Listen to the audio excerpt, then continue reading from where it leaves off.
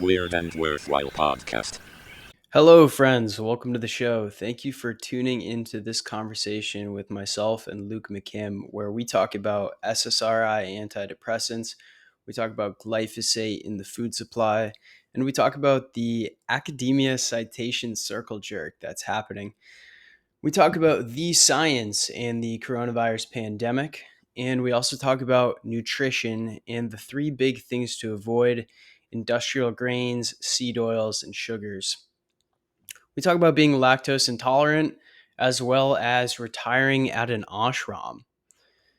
We go on to talk about the infinite energy sources, almost infinite, like the sun and the Earth's core, as well as harnessing gravity via tidal energy. I really enjoy this conversation and I hope you do as well. Let's get into it. Hello and welcome. Here we are again. Did you just say you're fully medicated? I said I'm fully meditated. I did actually have a Freudian slip there saying I'm fully medicated, but I'm on zero medication, so that would be completely inaccurate. That's a sign of great health. And it just reminds me that one of my metrics, like for my personal health, was like, how many medications am I on? And I went to I believe like the dental hygienist one time, and one of the questions they ask you, like when you're a new patient, is they say like, what medications are you on? And I said none, and she just like didn't even believe me. Really? Yeah. I'm like, yeah. It's a strange thing in today's society. And yet I also find people who are, maybe get too hung up on the antidepressant thing. And they're like, I'm on antidepressants, but I don't want it to continue. And it's like, I don't really understand enough about that person's psyche to know that that's something they should do. It's like, maybe that's a good thing. Maybe it isn't. Oh, yeah.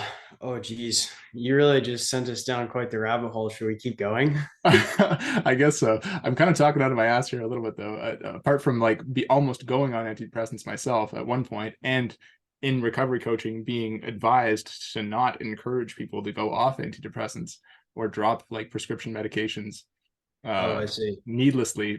That's about the scope of my understanding. But it sounds like you have more to say. Is this what we're doing? Yeah, I mean, dude, I feel like there's a lot of people who take antidepressants, at least I know in my life, like, my sample size of maybe, I don't know, 40, 50 people, like, it's like quite a few of them, quite a few of my friends have been or are currently on antidepressants. And I've taken them myself, actually, like not long term, thank God. But uh I just like hate taking medication every day. I just think it's a preposterous proposal to take this pretty powerful, substance every single day indefinitely.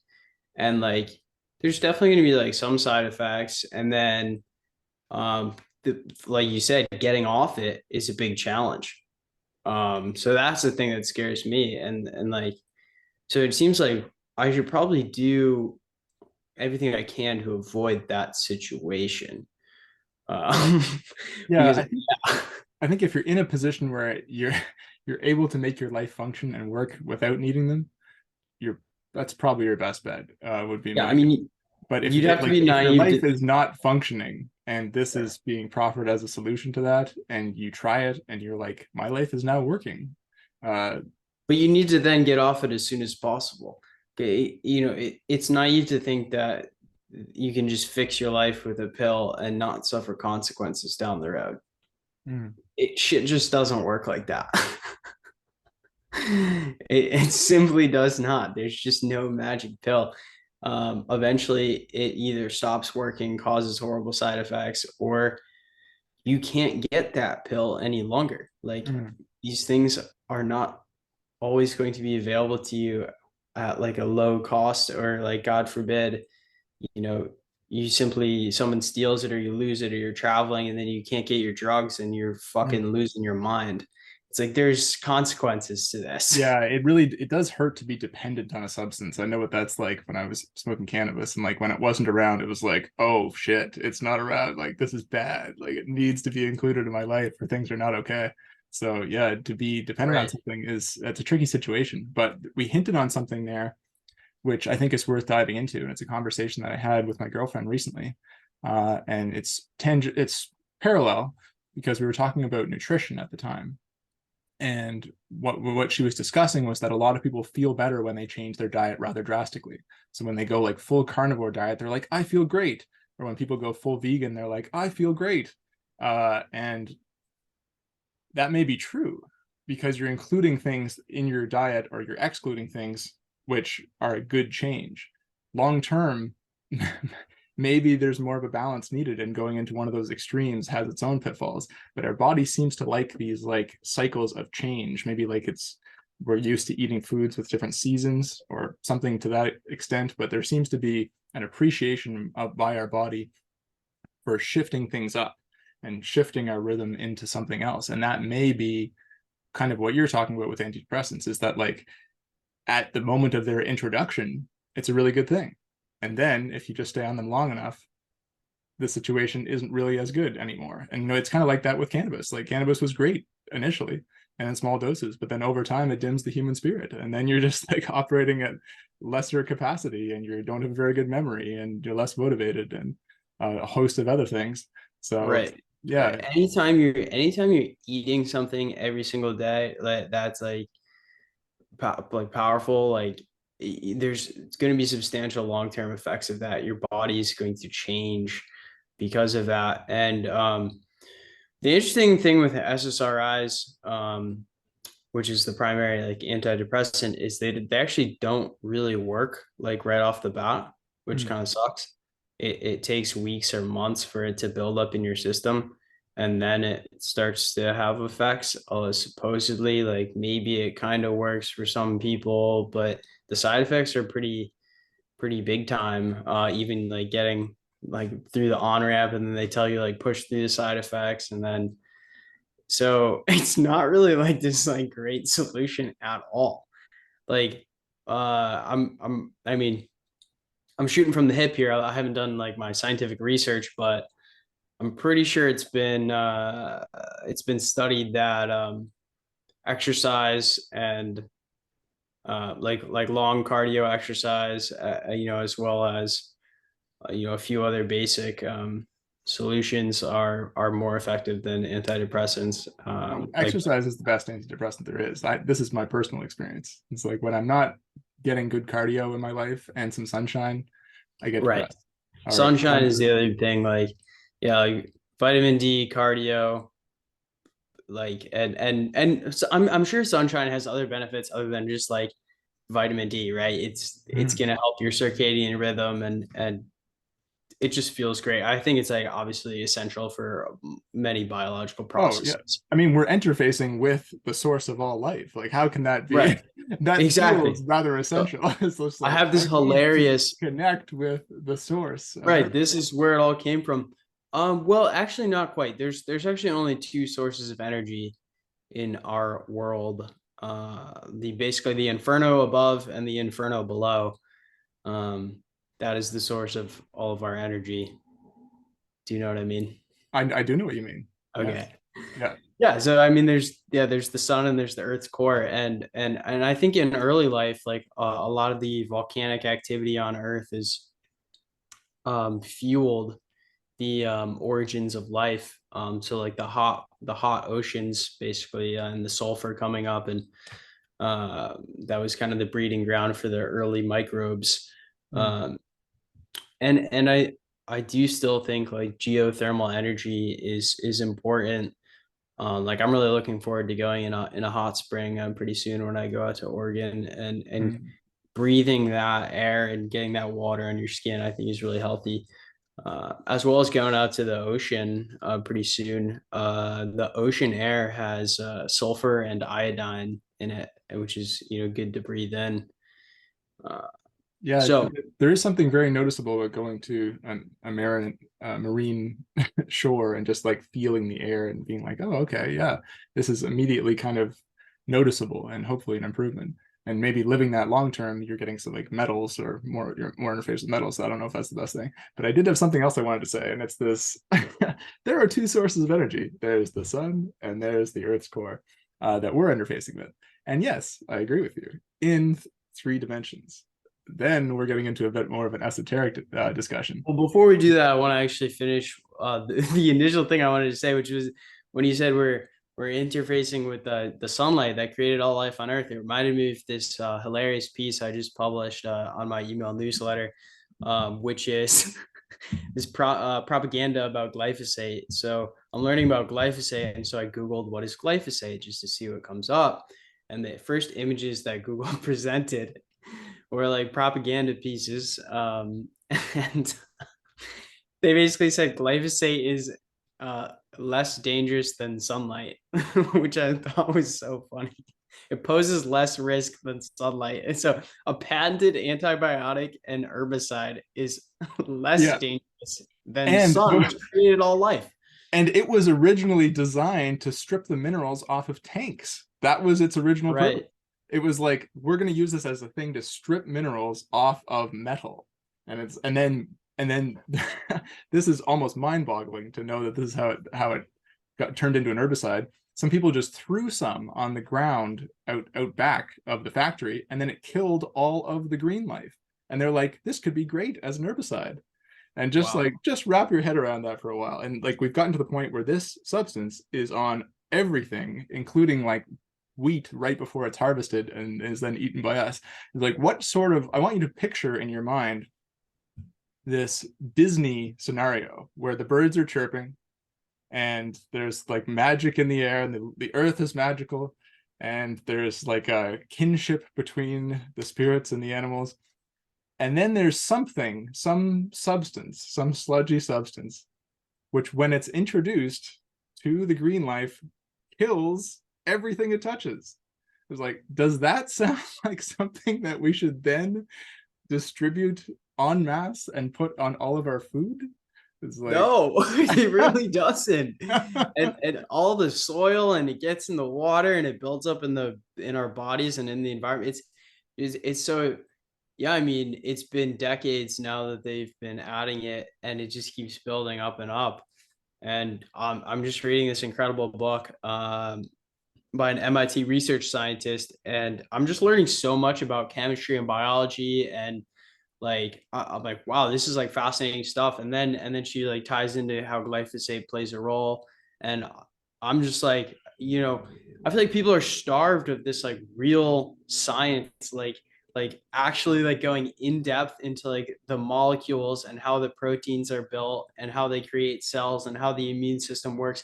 Like, you don't see that on the internet. Like, you get like, you see like memes, like it's I feel like people are actually hungry for like the substance of like, they actually want to learn, like they actually have brains that can do serious thinking, and like you read these articles online and they're like 2 paragraphs, and they're using like third grade language. Well, the thing is, it doesn't need to be as weighty, or scientific discourse about biochemistry doesn't need to be as weighty as it is. The problem is they name everything like P53, like enzyme P53, enzyme like A22. It's like, those are just placeholders. We need to give them names that actually a person can connect with. And then all you're doing is building a cohesive picture of the interaction of a few key players. Well, that's another trick they play too, is they either give it to you very dumbed down, or they give it to you in this like nonsense, intellectualized, this crazy vocabulary that nobody knows. And so then you're convinced that, oh, I just can't understand this stuff. Mhm. No, they're just fucking with you. They're just not putting it in like simple layman's terms. No, I mean, yes, the processes that are going on in their multitude are very, very complex, but it's not that complicated. Anyone can understand it if it's put in simple enough terms. That's why using, names that are more memorable is a good thing, and kind of framing it in metaphor or analogy is really good. My girlfriend's really good at this. She explains certain biochemical processes to people, and she like puts it in terms of like, Clark Kent goes into the phone booth and changes into Superman, and like that is like something that someone, they know what that is, and then that's her. I'm not completely sure what she's talking about when she says that, but maybe it's like this molecule goes and transfigures into an active configuration, and now it's actually active in the physical body, and it's like it's methylated, and now it's active, and now it can actually do its job. So, but if you're putting it in terms that are more comprehensible, then people will get it. But you're right, it's made needlessly convoluted. They either don't explain it or they explain it in convoluted terms. It's and that's like the scam of academia is making up vocab words that no one knows, and then you think these professors are smart, and really they're just bullshitting each other, and it's a citation circle jerk if they're making stuff up and then they're citing each other saying, yep, this guy's smart, and then yep, this guy's smart, and then it just goes around in a circle. Yeah. Nothing's getting accomplished. No new knowledge is being discovered. It's not helping anybody. It's just confusing the shit out of people and stealing our tax dollars. Yeah, there's a surprising amount of that when you actually dive into certain bodies of research. You're just like, this guy is saying it's true because he's quoting this guy, and then this guy is quoting this thing, and then this guy is quoting that guy. It's like, where's the source material here? Like, what are we actually talking Right. about? And it gets disconnected from reality. It's just symbols on top of symbols on top of symbols. And it's like, why is this relevant? Like, Mhm. Well, and yeah, yeah, there's even more challenges in scientific literature, which is that, a lot of the studies that get put out there are funded by something. And even the ones that right, aren't are still being funded by government grants. And within those government grants, there is a modus, like people who are in PhD and graduate things who need to get publications published, their studies need to show something of substance. They can't just be like, we did all this research and what we found out was nothing really to see here. They want it to be something. So there's kind of this skewing toward not even delivering accurate information entirely, just because they need a product to have been accomplished by all of right. that investigation, and then that way the grant money keeps flowing for the further investigation of things. So it's a strange system that's set So up, and yeah, and it's really it's just kind of an old boys club in a lot of ways. It's like people trust this institution as like the bastion of truth and reality, but really not it's so much anymore. it has gone astray in a big way because money's involved. And when money's involved, Right. And it eventually the power gets coalesced into a smaller group of people who have most of the money, and then they get to start calling the shots and dictating right, reality. exactly. It's a power game. It's a status game. It's divorced from market forces. Mm. So that like especially in the situation with debt that we live in, and where there's the US government has infinite debt and they can keep just shelling out money to whoever kind of plays their weird little game. um Basically my one of my aunts is like pretty high up in the science world, in like the science world, if you know what I mean, like the bona fide science world. So the institutions where the word science doesn't mean, asking questions, making hypothesis, running experiments, and coming to conclusions, like falsifying hypothesis. The science, it refers to the institutions, and whatever they say is the science, whatever gets the rubber stamp from the man. But basically, she's a biology professor at one of the universities of California, and then she got a job in Washington as like one of the people who reviews grant applications and shells out money. And she's very hardworking, I'll give her that. But like the conversations that we had, um, she was kind of like losing her mind during the 2020 2021 kind of 2022 saga, where she was very much on board with like the science, and basically attacking me for not going along with it, like personally attacking me. And it's like, aren't you like very busy with this job, like high paying job? Like, why are you personally sending me emails? Like, I'm not even replying. And like, so it's just crazy to see. This is someone who's very high up giving out millions of dollars, and she's like on the crazy train. Yeah, well, it's there's a groupthink that starts to happen there. And there was a lot of insanity that kind of went on early in the pandemic under the guise of protecting people and helping people. And I think even the older population, the grandmotherly population, who really care about the security and safety of all of their offspring and the offspring of their offspring, kind of bought into this even more so, was that like, you're helping everyone as you do this thing. And so like, we're all in this together. We all need to do this thing to protect each other. But then eventually it was discovered that that wasn't the case. you're pretty much just helping yourself, if that, by interfacing with this medical technology.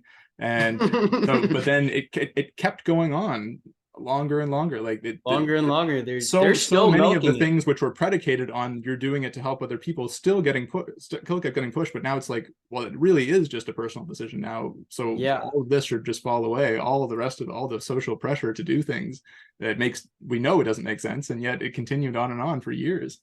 For fucking years, dude, there's still people wearing masks. Yeah, it's still going on. And they're still milking it. Like, they're still fear mongering, and they're still telling people to get their fourth, fifth, sixth jab. It's like, holy smokes. Like, it's just so blatant, so right in front of you now, that anybody that doesn't see the machine, it's like, they're a lost cause at this point. I mean, it's just so obvious.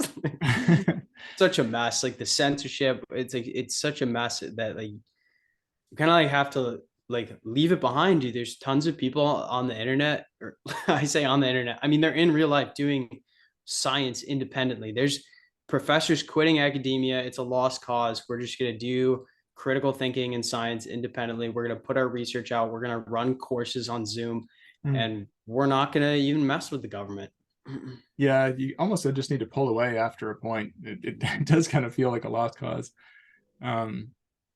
And yeah, building up from grassroots, I think the more that can happen, the more that we actually begin to create the society that we want to live in, and where people are actually.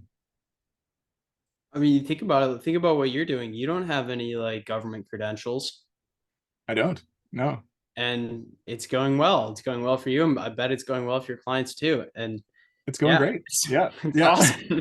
We don't need the government to certify who can do what and tell us what to do. And then you have to have insurance, and you can't say this and blah, blah, blah. It's just bullshit. Yeah, well, that's the problem with being involved with institutions, is that more and more, in order to get promoted within those institutions, you need to adopt the groupthink of whatever that institution is. And then so even if you are just playing along and being like, well, this is what I need to say, this is what I need to think in order to move up through this, I don't really necessarily agree with this. If you're doing that year over year over year, eventually you are going to kind of believe it on some level.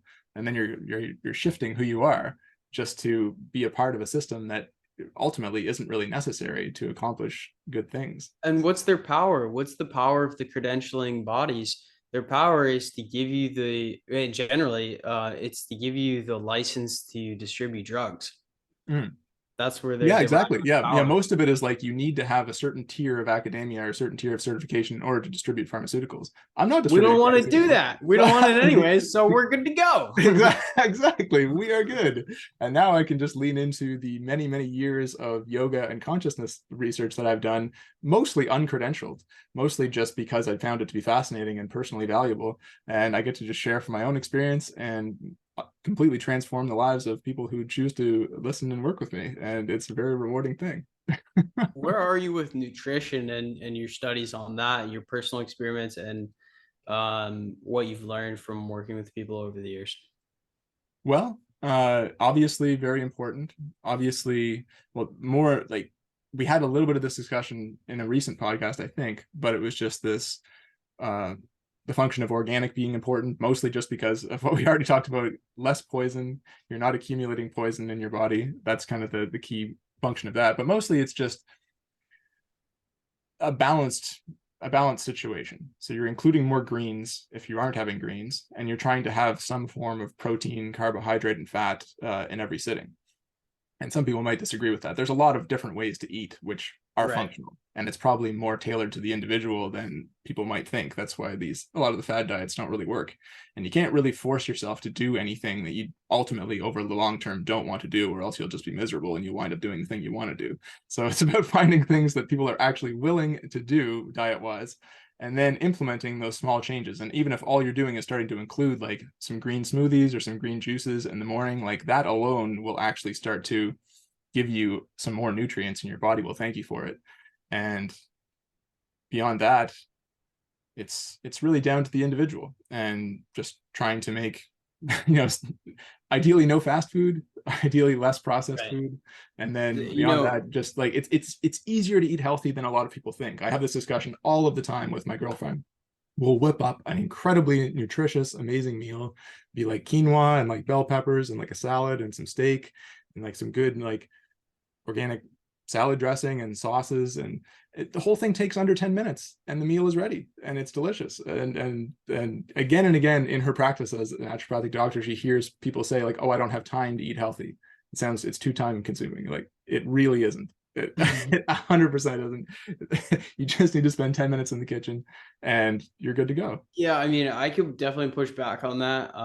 I don't think the meal you just said takes 10 minutes. Like, quinoa and steak and cutting up the peppers. I mean, okay, well, you put the there's quinoa a in the lot rice there. cooker. It does its own thing. Ideally, you need a rice cooker. You can do it in a pot. That time takes longer, but the actual engagement of you with the quinoa, very minimal. Pour it in the thing, leave it alone. And then, yeah, cutting up the steak, you'd be surprised. 10 minutes on the clock, 2 people working in the kitchen, 10 minutes. Oh, okay. All right. 2 people working together. 2 people in the kitchen, 10 minutes. By yourself, you're Yeah. right, maybe 20 minutes. Right. And yeah, unfortunately, like a lot of people, they grow accustomed to, they just buy boxes of freezer food. They take it out of the freezer, they put it in the microwave, they press go, they get like a spoon, they eat it, they throw it in the trash. I just described the whole process. So it's a much simpler process, but I understand what you mean. Like, the time is different, but the effort, even if the time is the same, the actual effort is a little bit different there. The effort is different, you're right, but it's mostly habit based. It's like if you're in the habit of doing that, that feels Right. like the amount, and then including anything else feels like it's more work, even though it's actually not that much more work. And the benefit is that you're actually touching your food with your hands. You're actually infusing like some love and some energy into what as you're about to eat. You're more recognizing what it is. You're not just shoveling something mindlessly into your body. And hopefully you're not using a microwave, because conceptually it's hard to get my head around approving microwaves, because all life, all matter is vibration. Everything is vibrating. We know this. Even things that feel very solid and feel still, on some level they are vibrating. That's just chemistry or physics or both. But the point of this is that, like, is it really a good idea, since we know that what we're eating is becoming the cells of our body, to just put it in something and just like let's just vibrate it like really intensely before we eat it? Like, that seems like it's going to change the core nature of whatever that item is before we incorporate it into the cells of our body. And there is some research where it was thrown out as like hooey and quackery that I read about in a book some time ago. There was one guy who was fairly convinced that microwaves are like, should not be doing that, but I think they shut him down pretty hard. I don't know if there's validity to what he's saying. Big but, microwave coming in hot, yeah. down. No, I mean, I agree. Like, one of my projects, I actually had a great science teacher when I was a freshman in high school, and one of the things he did is you had to do these capstone projects, or mini capstone, and it was basically just do whatever you want. Like, the instructions were like, make something based on whatever you're interested in, like make a PowerPoint, do whatever you want. And so it was kind of cool. It's just basically like look into something that you're genuinely interested in. So it's like facilitating people to cultivate their curiosity and investigate what they're genuinely. So one day I was like, how the hell are these microwaves working? Like, nobody seems to know, like, how is this thing just heating shit up so fast? And so I made a little PowerPoint about how microwaves work, and basically, yeah, it spins magnets and makes water molecules vibrate. Mm-hmm. And yeah, it's pretty phenomenal. And yeah, that's why, like, you need water in there and you can't put metal in there. And it also, it heats things unevenly. I'm sure you've noticed that, right? Oh yeah. So the reason is because it's like where the waves are hitting, and it spins things to try and like distribute the magnetic waves. But it does seem like a pretty crazy technology, that's gotta maybe have some side effects, You but would think I it haven't probably noticed does. They weren't around 50 years ago. We're seeing a lot of health issues that weren't around 50 years ago. Number of things that could be responsible. Oh, One so of much them, has changed. yeah, one of them is perhaps microwaves. But like, it's this, like, there's so many waves are of vibration which are invisible to the human senses, like infrared, like microwave, like radio, like Wi-Fi. And Right. there's some assumption by probably a lot of people that they're like, oh, I can't see it, so it can't hurt me. I can't Right. experience it, so it can't hurt me. We don't really know that. A lot of Yeah, these we things don't are, know. This is all novel they're pretty technology. new. They're kind of everywhere now. So my Right. suggestion would be limit your exposure when possible to them, because Right. it's probably Default to not, no for new technology. it's certainly not a natural thing. We don't know. It's probably not doing nothing. Hopefully what it is doing is minimal enough that it isn't Right. making radical changes to our physiology. The thing that gets me is so I haven't gone down the EMF path yet, like researching electromagnetic frequencies. I see people mentioning them, but in light doses, and I'm kind of focused on like learning about other things right now. But what I do know is this: when my laptop is like sitting on my lap or on my chest for like a long time, it feels pretty weird. and and then the other thing is I have an electric car, and when I charge at like really high voltages, a massive amount of electromagnetic energy like flowing into that battery, and it's like Mhm. literally inches from my feet. I'm sitting on top of this massive battery, and you can hear it and you can probably feel it too, you know. Yeah, I saw it like just this week. I noticed a video of someone with an EMF detector at a Tesla like charging station, and that is apparently a place where there's like a lot of that going on. And you're right. I also don't know that much about how it affects people. I've seen like images of cells, and being like slightly altered by this. And I don't know if it was also Hui. I was at this yoga festival and they were trying to sell us these like discs which could cancel out some bit of EMF and you could put them on your phone, and they were showing like images of cellular culture under microscope with like Wi-Fi and then with this disc, and it seemed like a more harmonious situation. But all of that I'm not sure. I don't know. We don't really have, I'm not appraised of the research into all of that. But what I will say is that there does seem to be a disproportionate number of people who are reporting the medical issue of early onset Alzheimer's, or symptoms that approximate Right. right now. Uh, It's a huge. lot of people seem to think they have, like, I have brain fog, or I think I have early onset Alzheimer's, like young people. And part of that might be this is just speculation, but it's part of that might be AirPods, Bluetooth things that people are putting right by their brain and wearing for many, many hours a day Yeah, you with know, EMF. I'm skeptical. I'm gonna put that right out. I always start off skeptical, but Oh, definitely start off skeptical. I don't have yeah, anything to really support that. It's like just, that's, that's another I one. do There's new agree. One of the things I introductions read, en masse to people, and they're just like, let's just do this everywhere. It should be fine, right? one of the things I read about is the AirPod apocalypse, and it's not because of EMF. It's because of the changes in the flow of bits. And if you don't know, bits just means information. So people walking around outside with AirPods on, they're not getting localized information Oh from yeah, their yeah. surroundings. They're getting bits from God knows where. But so that, I mean, that's going to confuse your neurons, right? You're just getting, who knows what the heck is coming from these in through these AirPods. We don't even know who's generating these bits a lot of the times. Mm. And you're not experiencing your local environment. So I mean that could play, like the flow of information has changed drastically, and the flow of energy in like, so grains, like, has been pointed to as one of the big changes that's taken place in the diets of the world, is like basically highly processed industrial grains, so refined flour and corn, as well as seed oils. Do you know about seed oils? I eat seed oils, kind of, I think, but go on.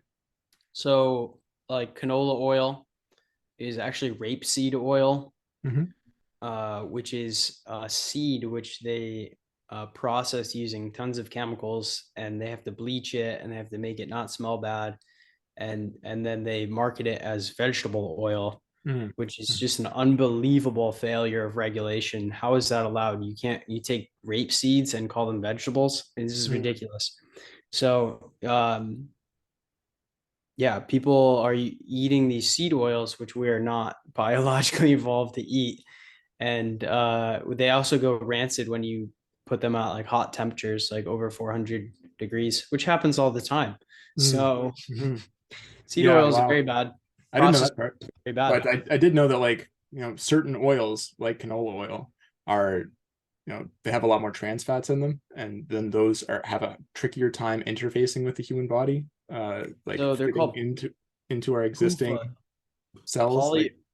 They're called polyunsaturated fatty acids. yeah, Um, so I, I'm not an expert on that, but what I do know is this: I know the basics of kind of like the big three are processed grains, or like sugar and seed oils. So those are like, if there's anything everyone should know about nutrition, though, that's like what not to eat. Because what happens is, among many other things, your blood sugar gets spiked, and blood sugar going up and down a lot is terrible for your brain. Terrible. So, yeah, massive amounts of sugar started hitting the market, within the last 100 years. Like in the year 1900, dude, sugar was not in everything. Now it's in no, everything. So it's an it's absolutely like everything now. huge change. Yeah, even things that you think are good, they just have like tons of sugar in them, and even if it's some like some of it's not processed sugar, but even if you go to like certain like fruit juices or stuff, it's just like a lot of sugar. Oh yeah, it's unbelievable. Even fruit today, like this is this is the scary truth, is that even fruit has been genetically modified, whether it's through selective breeding or other forms of GMOing. Fruit's been genetically modified to be extra sweet and really not that nutritious, and it has herbicides on it and Mm. glyphosate if it's non-organic, and it spikes your blood sugar big time. And then they make it into fruit juices, and they kind of like take all the fiber out of it and make it into juice that spikes your blood. So it's like fruit is really not that good. And you think about it, fruit was only around for a few months out of the year, and Yeah, now it's around all the time. And that's a huge change. that is a big change. Well, what I want to include at this point is, hopefully this is where our podcast can begin to deviate from a lot of other places where information like this is presented, and then people are left with, we're fucked. Like, life is Right. No, bad, no, no. and We're not now I fucked. should be pessimistic, or like, I didn't like hearing that. Nobody likes hearing this. I certainly didn't. But what I want to include here is, we actually have an incredible organism here that we've been gifted, this physical body, and it's really very resilient, and it's really, really good at what it does. So if we give it the right conditions to thrive, it can overcome these obstacles. It has self-purification mechanisms, it has self-repair, have new cells coming in all the time. We just need to set ourselves up for success to let this thing do its thing, and we're going to be okay. I mean, I would push back on that and say we face like tremendous insidious forces, and like you need to wake up, because this ship Yeah. is about to hit the iceberg. Like Yeah. Well, it's I'm like with you it's on that. Yeah, don't just carry on as you're doing. That's not what I'm suggesting. What I'm suggesting is, listen to what has been said here, make changes in your diet, exclude the items that you just said. What were they? Seed oils, yeah, seed processed oils, grains, industrial grains, and sugar. and sugar. Yeah. It's The less, only really three things that you need to focus on. yeah, but they're in a lot of shit. Canola oil, If basically everything. they're in almost everything. So you need It's to actually insane. kind of, you almost just have to go to the farmer's market and like Yeah, just, no, yeah, just I go on Google Maps and just look up, yeah, farm stand, farmers market, butcher, like where you can get good meat. Getting high Mhm. quality meat is huge. Get high quality eggs. Tons of people have chickens all around where you live, I'm sure. Yeah, they're Get everywhere. their eggs. There's still a lot of farms out there, and Yeah, exactly. there's lots. Yeah, Go straight to the farmers to get your food. there's a guy who sells eggs $5 a box just down the road from me. And if you're willing to drive a little bit more in the sticks, they'll sell them to you for $3.50 a box. It's like, Right. Exactly. Yeah, yeah, that's what I'm doing right now. So I realized that, never in my life have I gone even more than a few days without eating grains, mm, which is totally novel for humans. I think when you think about it, really from a first principles evolutionary standpoint perspective here, the only food that would be consistent year round would be animals. Mm. I mean, correct me if I'm wrong. I haven't researched this big time, but I'm thinking just from what I see in like nature, like simply plants, mushrooms, berries, nuts, they're just Yeah. not there year round, Yeah. What do right? you eat in the winter? Like, what else can you actually eat in the You winter? got to eat the animals. Pretty much. Yeah. Um, and then whatever you've been able to preserve from the fall, like from the harvest, right? You Hmm. preserve as much food as you can, like via drying it out and salting it. Um, but yeah, man, you got to eat the animals, and so it's amazing that I'm not sure. I mean, you have experience with being vegetarian and vegan. It didn't go great, Well, I won't say it didn't go great. I will say eventually it presented issues. Initially, it was a huge improvement. I'll just kind of right? recount this initially. So I went away to Costa Rica to this initial retreat when I was 28. My diet wasn't really great. I just pretty much had like a whatever thing, liked eating a lot of meat previous to that. But I went and ate just really good organic vegetarian Well, food let's the just whole time. specify low quality meat, right? It was low quality meat. Oh yeah, for Yeah. sure. Um, and I went and ate this good vegetarian stuff every meal for a week. And after that, I went out to eat with my parents and I got this low quality meat chicken burger at a restaurant and I ate it and I felt like I needed to pass out. Like I literally felt myself go like, ugh, and I Oh like was like no. exhausted. I just like it took the wind out of me eating that chicken burger. And it was really just like terrible white bread, chicken burger in the middle, no vegetable. And it was like that was it. But I just felt that experience and I was like, wow, I never noticed that this is kind of probably the feeling that I'm always getting from this stuff, but less pronounced. And I was like, maybe there's something to this. And then 8 months later, when I became a Kundalini yoga teacher, they strongly encouraged us. In fact, they even tried to get us to sign a contract to say that we would be vegetarian in upholding like the teachings of Kundalini yoga, because for reasons that they think, um, I don't know that's necessarily this is the thought of everyone involved, but there's kind of this, concept that I mentioned earlier, the cells of whatever we're eating is becoming the cells of our body. And even on a vibrational level, we should be careful about what that is. And eating animals that were killed in horrific circumstances or live their whole Mm. life in a factory farm is like, you probably don't want that becoming you. Well, there's research I just read by this MIT scientist who supports that hypothesis in a way. She says that these cows right before right before they're slaughtered, like they fucking know Yeah, and they're you know. terrified, Oh and yeah, it releases all these hormones and it basically like poisons their blood yeah. and ruins the meat, and then you get to eat that. And then that's what you're eating. You're eating like poisoned, terrified meat. And it's like you Yeah. wonder why so many people have anxiety. It's like because you're eating the cells of an anxious, like just killed thing.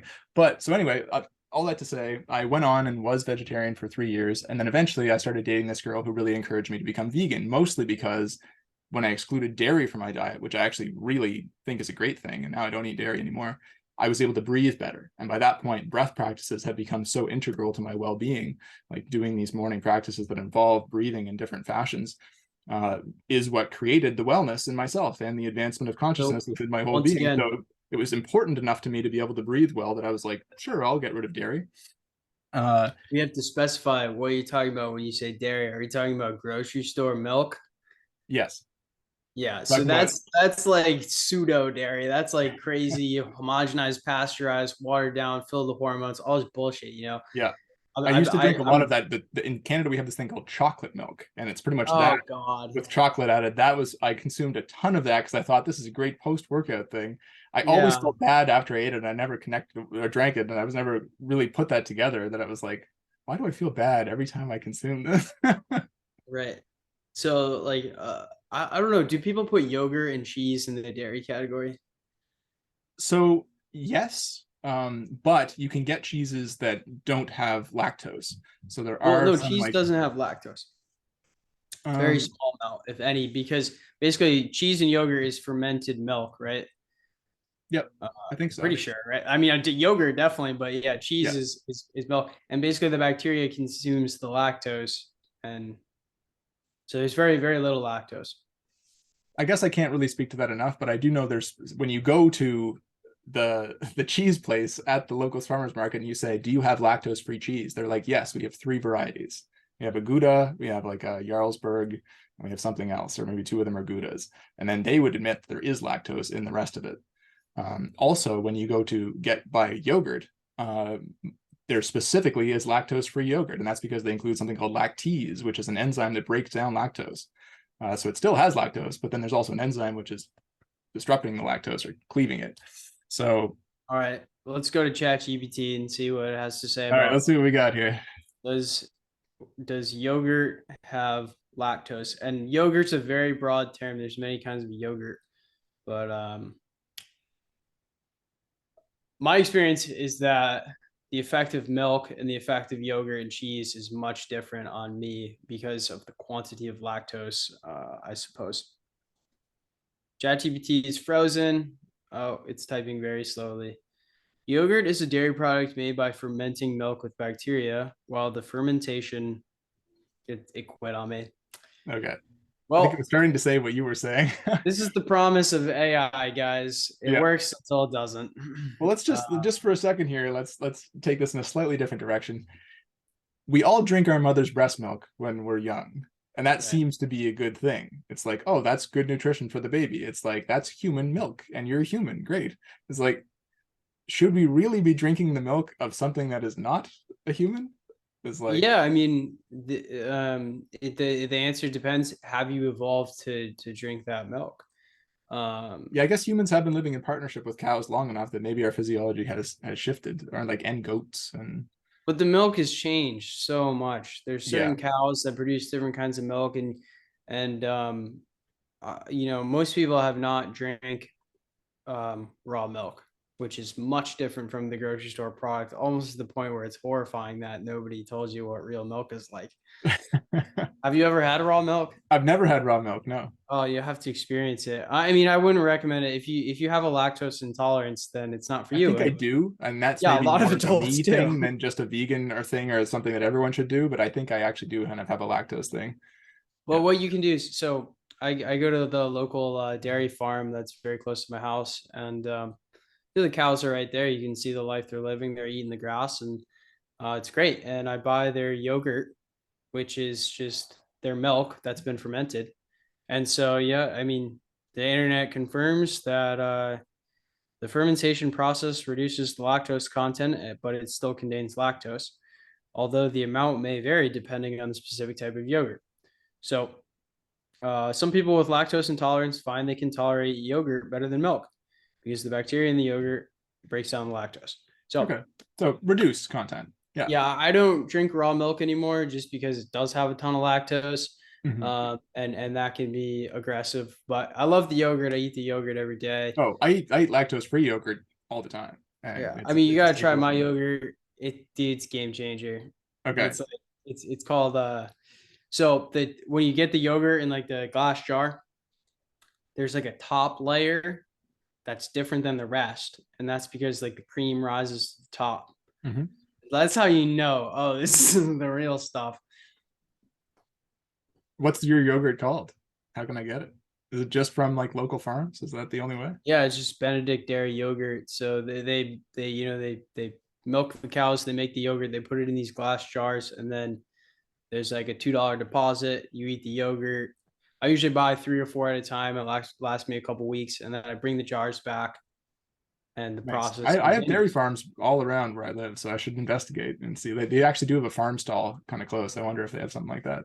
So I'll check it out. But I do want to just wrap up what I was talking about before, which is progression of vegetarianism. 3 years of vegetarian, then switched into vegan for 3 years, and I thought it was great at the time, but in hindsight, I was slowly becoming emaciated, and you could start to see my ribs, and I Oh was losing no. a lot of muscle mass. I also wasn't like lifting as much as I used to, like that's a piece of it.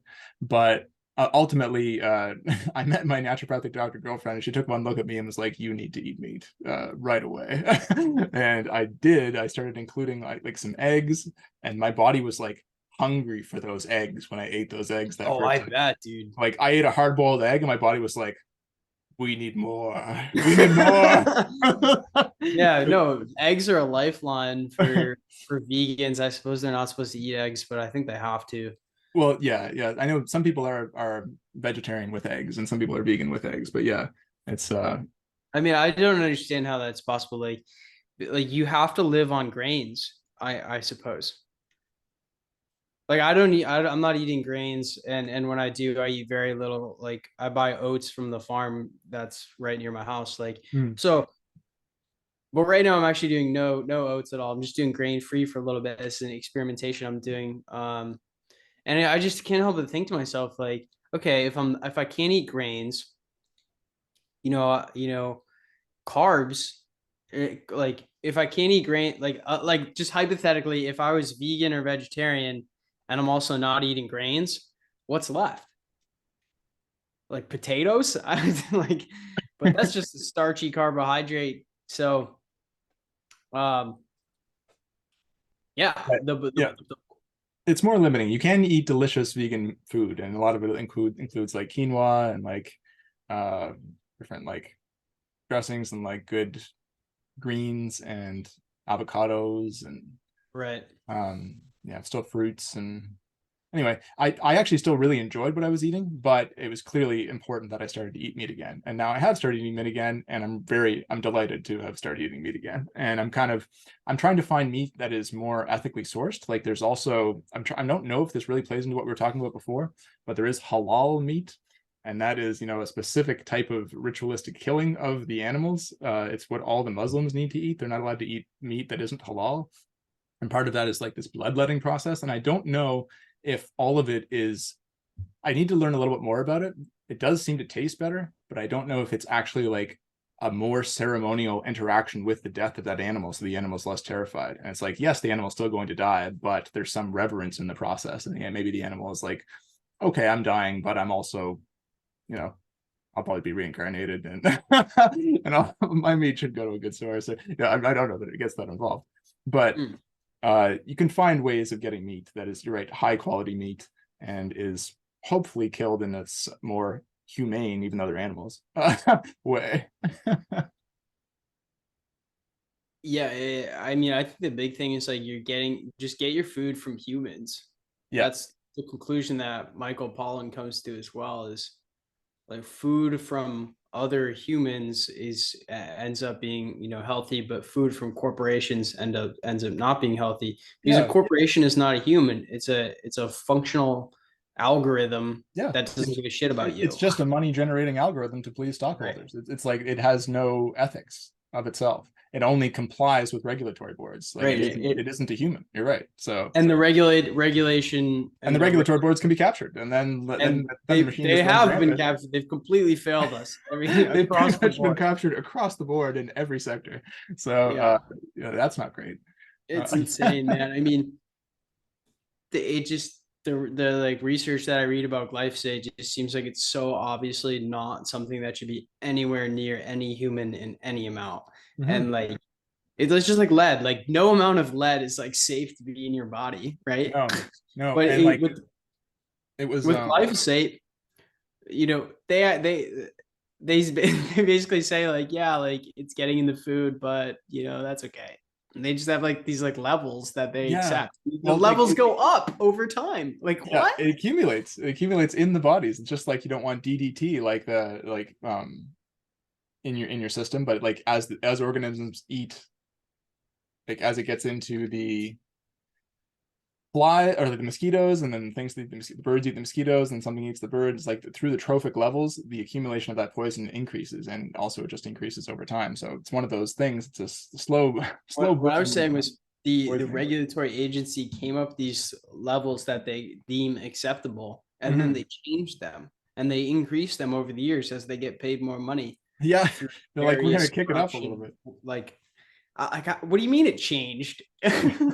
No, like that this is also why my girlfriend, whenever she buys things like Advil or Tylenol or any sort of pharmaceutical thing, she always goes for the baby version, or like the baby sunscreen, or all of these things, because the regulations are harder on not putting things in kids' bodies. And so like the regulatory boards might upend some things for adults, but then they're like, they can't quite be pushed to do the same thing for children. So if you're taking the children thing, then you're probably getting a better or safer product for a human overall, even though it might be a lower dosage. You might have to do a little bit, like apply a little bit more. But yeah, it's one of those things. Yeah, you gotta trust the humans, and Yeah, trust the humans, distrust the corporations. I think that's a pretty good policy. and the sad thing is that it does cost a little bit more, you know. You have to pay a bit more, but it's your life. It's like Right. you can't take the money with you. Like you have to spend the money on something. So it's like this is something worth spending it on. Right. Yeah. You always like, if you pay less, you always get shittier food. Yeah. Like that's like uh, a common. That's pretty much a rule. Like the less you pay, the worse quality the food is going to Yeah. be. You're either paying in your life expectancy and quality of life and Medicare bills down the line, or you're paying a little bit more for a better quality product that you will enjoy more right now. And also, that might even be an encouragement to other people in other walks of life is like, don't just, this is even a video I watched earlier, something akin to this, about the different mentality of people saving for retirement and people who are willing to spend money in their life right now and be like, I'm willing to spend life because this is the moment that I'm alive. This is also the moment when I have a bit more energy, I have a bit more agency. It's like, do I really want to just be wealthy when I'm 65 and then I can like kind of creak my body around and like go see Rome at that point, or do I want to like go to Rome now while I actually have a good set of legs and like Forget about it. Honestly, if civilization is like still around in 20 years, I mean that'll be pretty remarkable. We just yeah, have you're not no wrong. idea what's gonna happen. No, yeah, Um, tomorrow I, is I don't really think like I kind of think that's a straw man that's been created, like the whole retirement thing. Like oh yeah. I don't think people are saving that much for retirement, to be honest. Yeah, I have a plan, by the way, for retirement. Or it's a back pocket plan, which is I will wind up being a wealthy person in this life, and that's so it's all going to be good. But if it ever turned out that I retired and I'm an old person and I actually don't have money, or like the stock market evaporated or whatever, it's like I'm just going to go live in an ashram. I'm just going to go to like a third world country and just live in an ashram where they take care of the holy people, and the holy people are supported by the elders, and the holy people are revered for their wisdom, and I can just like share good things with people and live a very simple like end of life scenario in community, and you don't really need money to do that. So Well, you need something which is much harder to get than money. Money's not like a difficult thing to acquire, especially today. I mean, there's so many jobs you can go out and get that pay a lot of money, but the jobs are horrible. So money's not hard to get. Like it's a very simple process. But what you're talking about is getting, a calm mind, a peaceful lifestyle, mhm. um, being uh, self-sufficient, you know, not necessarily like you're still talking about going and living with other people at this ashram. So being self-sufficient in the sense that you feel good with yourself, and your commune is self-sufficient, Mhm. right? Yeah, it Is is that what totally, you're getting at? that is what I'm getting at. Yeah, So you don't even need money because who like you yeah, maybe need a little bit, yeah, but but mostly who is there to pay? It's like you're just living in a commune where they're growing some of their own food, and it's just a very simple thing, and some people are pitching in to make the whole thing run. And yeah, it's just there isn't really anything outside of that required. You maybe need a few bucks to keep the lights on here and there, but you can find ways of getting that. And the reason that's like not really on the table for a lot of people is because that's simply a massive deviation from what they've experienced, and they're just not comfortable or not ready for that. yeah, it's a pretty big shift, and you're giving up some comforts to make that happen. But it's also it has a lot to offer as well. And as I say, I don't know that that will be my my end of life scenario, but I have that. It comforts me to know that that's always an option. To know that if I ever just wanted to leave this Western world behind and go do that, then I could. And I wouldn't really need money to make that happen. I just need enough for the plane ticket, and then I'm good. But uh, yeah, I'm not putting my eggs in that basket either. It's just it's nice to have some comforting notions about what the future holds for us, even in Yeah, I like the mean, worst case scenario. I think the lesson I'm taking from this is this: your end of life scenario should not be hinging on money. Yeah, you shouldn't be like, eighty, I need $180,000 in the bank, or I'm not okay. And then so you're Oh, I spending mean, your life like making sure that that money exists, and then when the stock market goes down, you're like, oh fuck, I don't have $180,000. It's not going to work. I don't have money. $180,000 is nothing. It's not even anything today, but in 20 No, years, it's literally I'm just gonna throwing a number out there. That clearly is not right. enough. I mean, millions. Like, if you want to retire, you need millions, maybe even billions. Mhm. I'm not even kidding, because the way that things are going, dollars aren't going to be worth Yeah, much. dollars are Um, worth way less and less and less. Yeah. so when we have Malcolm and Simone Collins on the podcast, who started out as venture capitalists, and they're studying South Korea, how do we deploy capital in South Korea? And they realize, like, oh, the entire economy is about to collapse. There's not even going to be people living in South Korea. Like, we can't deploy capital here. This the money's it's so. Anyways, the money's not going to be worth anything when there's no people to pay to do stuff. There's no people to do labor. So the money isn't not worth shit. It's just worth wiping your ass with. So yeah, I mean, it's like probably a good idea to keep that in mind if you're a young person planning for retirement. You need other people around you with knowledge and skill sets, Mhm. and soil and good water, and like, yeah, that's what you Yeah. need. Build a community. Don't build a nest egg. It's like, Yeah, yeah. Forget about a bank account with dollars in it. It's just not going to help you. yeah. There's no need for some infinite energy device. Like, we have a nuclear reactor in the sky that gives us energy all the time, 24/7. It never takes a second off. Um, so yeah, I mean, we have to stay kind of like grounded in reality here. What a lot of times when people say energy, what they mean is actually hormones, um, and waves. So there's like the physics term energy, and then there's kind of like the colloquial version of energy, like, literally 5 seconds ago, I could be very tired. And then 10 seconds later, I jump in an ice bath and I'm like, wow, I'm so energized. Mhm. Actually, the opposite happened. Actually, I went in the ice bath and I lost energy, but I say I have more energy because it changed the wave patterns of my mind. And so there's like particle energy and wave energy, right? And we're the intersection of particles and waves. And we create bits, we create information, which is what I've been fascinated with. But even like a simple uh few bits of information can give us a tremendous amount of energy. um like, if the girl that I have a crush on texts me and says, hey, would you like to go on a date tonight, I would get a massive amount of energy, right? But this is a different kind of energy than what I was referring to, saying there's only two sources of energy: the Earth's core and the sun. Those are kind of like two totally different things. Mhm.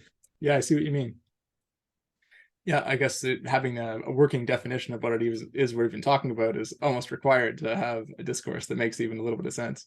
But I'm willing to throw sense out the window, as you may have noticed over the course of the last few minutes, Yeah, and I mean, it explore the sounds like unknown. you get excited by the prospect of new discoveries, which is awesome. I mean, and at the end of the day, anybody who makes new discoveries throws common sense out the window, because you have to look at everything in a totally different way. Mhm. And then Yeah, those and people then do that, and then they get insulted for being stupid. yeah, exactly. But No, actually, they discovered yeah, to something. make new discoveries, you really do kind of have to start from a different perspective, or just yeah, be willing to approach things radically differently and see that, at least entertain the possibility that it might happen here. And it's like, we don't quite know. We shouldn't be so certain that everything functions just like the. It's like, if we can step outside of that, we may discover some really worthwhile things. And it may be that, gravity is a better source of energy or source of work than we might think. There may be some devices we can actually use to harness gravity as some sort of perpetual motion or What perpetual are you energy stream. talking about, dude? This is like the fundamentals of physics. Is one of the fundamental laws is the conservation of energy. I don't like, it's just Well, energy extremely is neither important. created nor destroyed. Yeah. Right. Yeah. So, I mean, I had these ideas when I was a kid, like, well, Within 3 dimensions. the perpetual motion machine. I mean, that's like, um, just kind of like a charlatan thing, like, I remember seeing in like a shop, they were selling perpetual motion machines. And I remember my dad calling it bullshit. And that's when I first learned about conservation of energy. And I mean, the laws of physics are called laws because they've never been broken. I want to And loop law, back on something else, which was this, maybe I misspoke when I said perpetual motion machine. When I'm talking about harnessing gravity, right now, all of the planets in our solar system are moving based upon gravity. And so we're not necessarily stealing or creating energy if we were to interface with the gravity that they're already using to be moving that's what around. you're saying. I mean, So that's what tidal energy is. It's yeah, the yeah, the, that's the what that's what moon's that's in yeah, it's the orbit. energy of the tides. And yeah, we use there is tidal energy which is harnessed as an energy source right now already. Yeah, And you're right. And there's hydroelectric dams which are harnessing gravitational energy. exactly. Yeah, It's yeah, yeah. like we're doing it. I'm just talking about perhaps doing it in a spacefaring capacity where we're using it as like a means of operating a spacecraft, which is harnessing gravity, and therefore it doesn't really need some sort of fuel source. You're like, I just need, we only have enough fuel to get to Mars and back. It's like, no, you have as much fuel as you want because you're interfacing with the gravity of planets or whatever's nearby, and you're actually able to Yeah, yeah, use that's a that as thing. a means of propulsion. They slingshot off the moon. Yeah, they're already doing it. They're already slingshotting. Yeah. But to your point, kind of questioning what I said about there's only two places of energy, the sun and the Earth's core. But I just brought up tidal energy is using the orbit of the moon as energy. Mm-hmm. But where did the orbit of the moon come from? The The sun. sun. Yeah. I suppose. I mean, I'm not. I'm not an astronomer, but I Yeah. Well, I guess the sun is kind of using the Earth as its rotational, it's other way gravitating around around. the Earth, and then the Earth is gravitating around the sun, and the sun apparently doesn't seem to be gravitating around anything. Well, although I think even that is wrong. I think there's even like more subtle things of like galaxies orbiting around each Right. other, and so like what is the central source of that gravitational engagement? I'm not sure. Is there multiple sources, like things orbiting each other? But there's a lot of orbiting going on. There's a lot of gravity Right. in the cosmos, Well, and there may be ways that we can put it to better use, I guess, is what I was hopefully I trying to mean, say. when you think about like the galaxy, the Milky Way, it is in like a disk, right? And it Yeah. does when it's presented to us, like it seems to be like this kind of spinning disk. Yeah, we always see it as this like 2D disc, but really I think it's much more like boom, and it's actually Isn't like, it? I don't know. it's in three space. um, Like is it more of like a ball, I suppose? Like is that where I you're think so. I think there's even an image, like a more recent image that they made as an animation of just like, this is what we think the Milky Way is, and then they're like, it's actually this. Boom. It's probably more like Hmm. a sphere or like a ball, and yeah, because it's everywhere Yeah. in three But space. yeah, the sun is like this infinite energy source, which I think is underappreciated. Um, like that's the solution to sustainable energy in it, and it gets back to like these massive problems that we face today that we historically haven't faced. One of them, and the one that I was raised to think a lot about, was climate and climate change, and the attitude is like this is this massive disaster, climate's going to ruin everything, the cities are going to be underwater. It's very like it was very apocalyptic in the kind of climate culture I was raised in, and the same people that were very apocalyptic about it like didn't present solutions, and they weren't even really like putting their money where their mouth is. Like they would be investing in oil companies and stuff. It was like what the hell. But anyways, there are solutions, and I went out and I fucking found them. I went on the internet and I found this crazy guy, Elon Musk from South Africa. What a weirdo, who says all this crazy shit. And guess what? He understands that there's this giant thermonuclear reactor in the sky that gives us free energy every day, and decided to go all in on solar and batteries. And his Tesla's hypothesis, there's a lot of smart people there. I worked there myself. Um, they believe that the solution to the climate problem, and actually Elon was interested in electric cars not as solving climate change, but as sustainable energy, because oil is going to run out. Therefore, we need something. So they think it's solar, wind, and battery storage because the sun doesn't shine 24 hours and the wind doesn't blow all the time. So you need some battery storage to hold that energy. And you also need it for driving cars. So that's the solution. And I think they're spot on.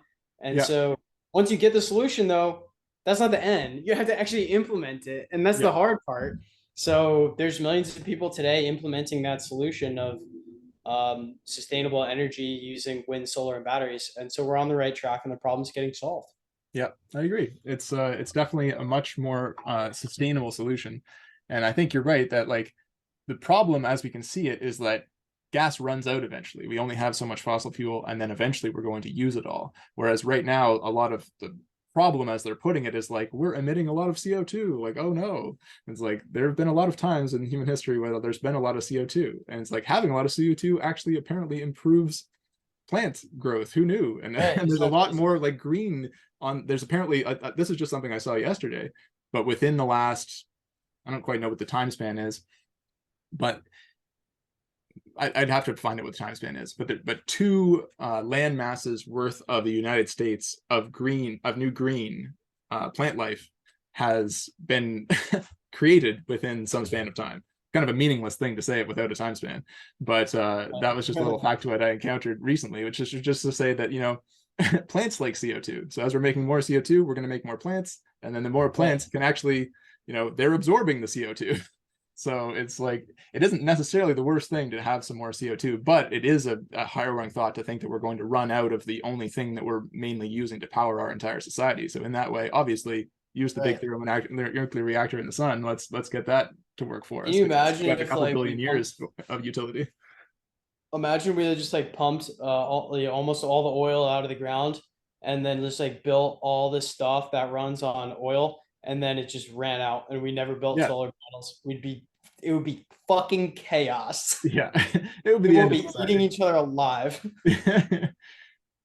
Yeah, so we do need other ways of keeping society going, and then hopefully they're, you know, they work really well, and they're not that invasive. The other thing that's starting to dawn on people is like the population doesn't just go up forever.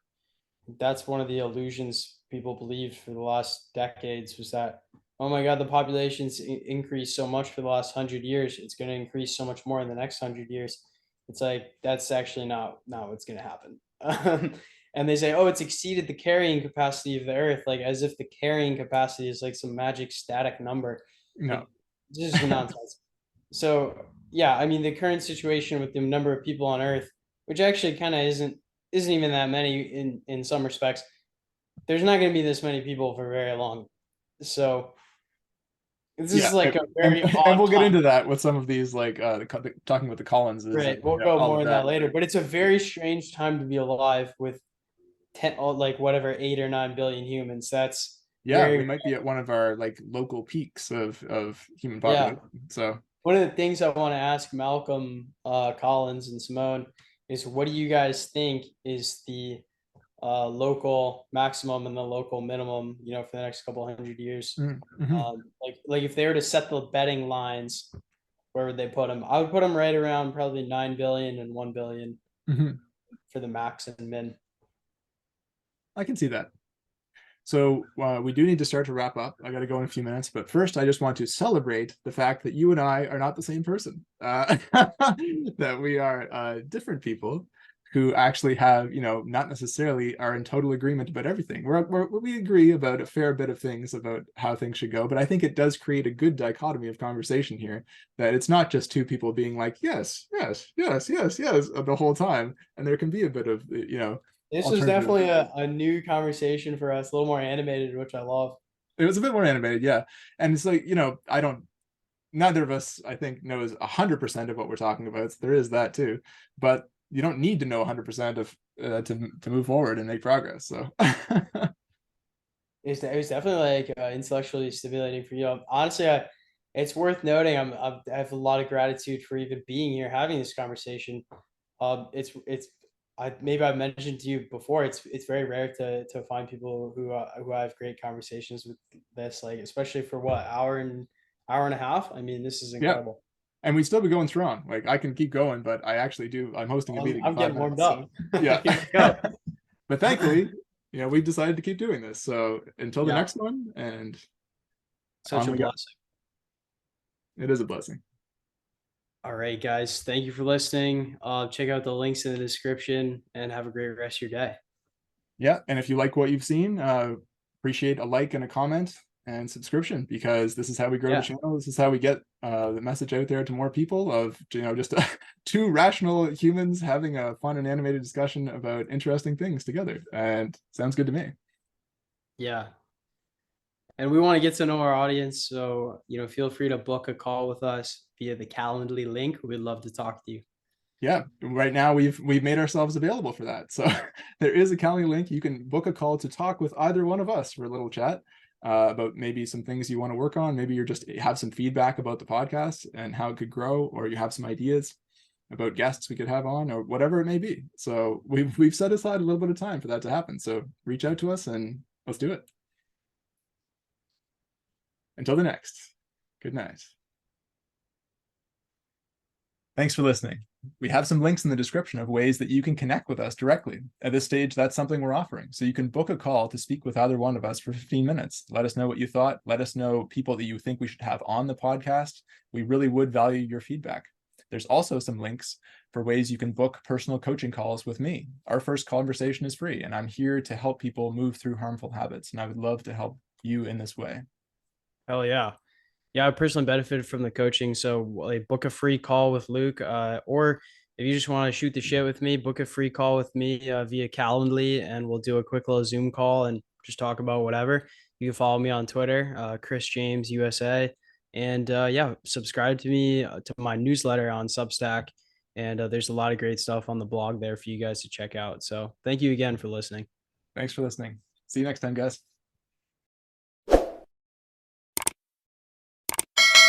Subscribe to Weird and Worthwhile Podcast.